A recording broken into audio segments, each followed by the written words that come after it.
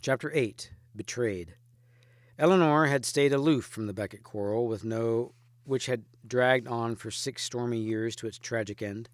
Though she disliked Becket, she did not think Henry all in the right, and she refused to take sides.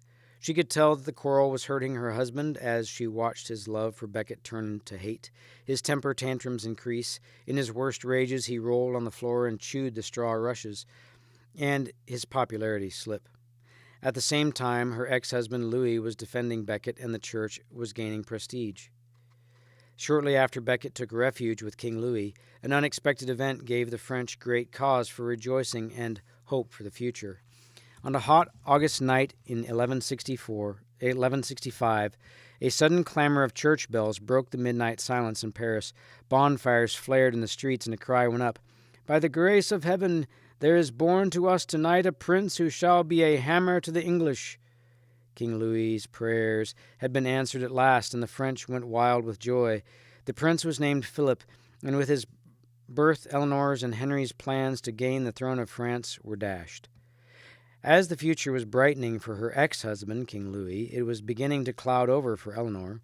A rift between the couple began when Eleanor came to realize that Henry no longer loved her. Becket's intrusion into their married life had bothered Eleanor, but it was nothing compared to the intrusion of a young, flaxen-haired beauty named Rosamond Clifford, whom to the world was Fair Rosamond. Eleanor had long been aware that Henry enjoyed the company of many other women besides herself. Husbands and fathers locked away their wives and daughters when the king was in the neighborhood, but they had been mere passing fancies. There was something different, something serious about Henry's affair with Rosamond which deeply offended and threatened Eleanor. Henry made no secret of this love and shamelessly flaunted his mistress before the public, setting her up in many of the favorite royal castles. Eleanor was in England on her way to Oxford to have her last child when she learned that Rosamond was installed in the nearby castle of Woodstock. This had been Eleanor's and Henry's most loved English country estate.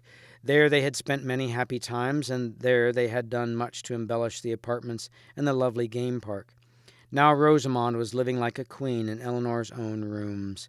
In anger and in shame, feeling lonely and neglected, Eleanor gave birth to her last child, John, on Christmas Eve, 1166. It was not surprising that he was her least loved child.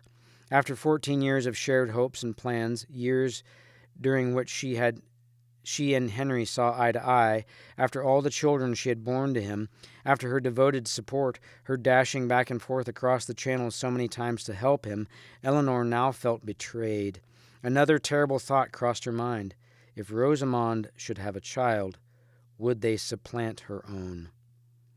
There are many legends of Eleanor's vicious attempts to do away with her rival, but no evidence that any one of them is true.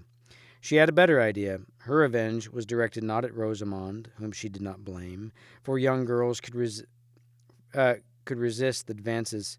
Few young girls could resist the advances of a king, but on Henry himself. She knew the grasping nature of her sons, and that she could count on them for help. Now growing to manhood, they were already disgruntled that their father gave them no real power, only empty titles and promises. They were champing at the bit to rule the lands assigned them, Normandy and Anjou to Prince Henry, Aquitaine to Richard, Brittany to Geoffrey. But Eleanor knew that Henry never meant to give their sons any real power as long as he lived. Henceforth, Eleanor would back her 3 sons to gain their rights, even to rebellion against their father. Thus would she strike at Henry where it would hurt him most, his lust for power. Though Henry no longer loved his wife, he still needed her at times. He had been trying to stamp out rebellions among the Aquitanians, who despised their foreign king from the north. He had scaled the heights of redoubtable castles, razed their walls, and ravaged their farms, but no sooner had he quelled one uprising than another started up. Perhaps, he thought, Eleanor could better manage her own unruly vassals while he went back to England. When he summoned his wife to Aquitaine, she was already planning to go there. She would certainly not stay in England to play second to Henry's mistress. She packed up all her belongings, planning never to return. Henry could go his way, and she could go back to Aquitaine, where, as Duchess long ago, she had been treated as a queen. Eleanor found her duchy anything but peaceful, still smoldering from Henry's harsh treatment. While she and her small escort of knights were riding toward her castle in Poitiers, they ran into an ambush of angry Aquitanians seeking revenge for Henry's destruction of their lands, hoping to capture the queen and hold her for a high ransom in order to recoup their losses. Eleanor, who had escaped the clutches of brigands before, galloped swiftly to safety, while her knights protected her flight and battled the attackers.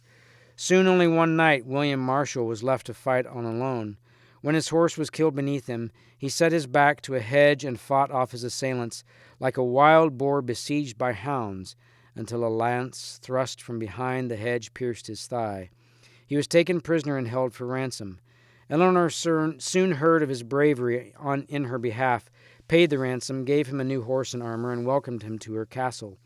He became her knight-in-arms and a devoted companion to her sons, teaching them knightly skills and tournament play. William Marshal was an example of a perfect knight, loyal and true to Eleanor's family for the rest of his life. Eleanor gradually restored some measure of peace and order to her duchy, using persuasion where Henry had used force.